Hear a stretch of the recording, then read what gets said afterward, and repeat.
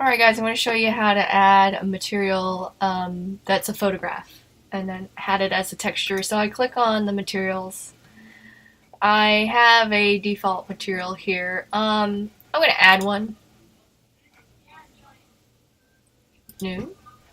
I'm going to rename it wood grain. And I'm going to hit texture. I'm going to hit new. Alright, these options come up and then you scroll down. I'm going to hit where the little icon of the image, hit open. Go to desktop.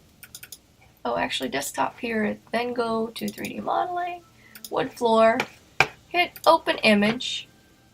Okay. And everything else looks fine. Think it was UV flat. Yeah, I think everything else looks good. Then I go back here. Okay, so I have the wood grain here. Now, all I have to do is go to object edit mode. I have everything selected. So it has to be orange. Hit assign.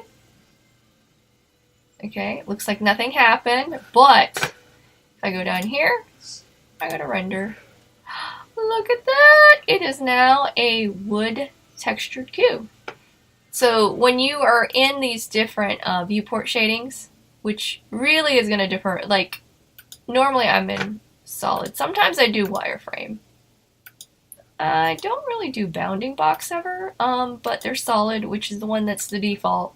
Texture, it's going to look colored.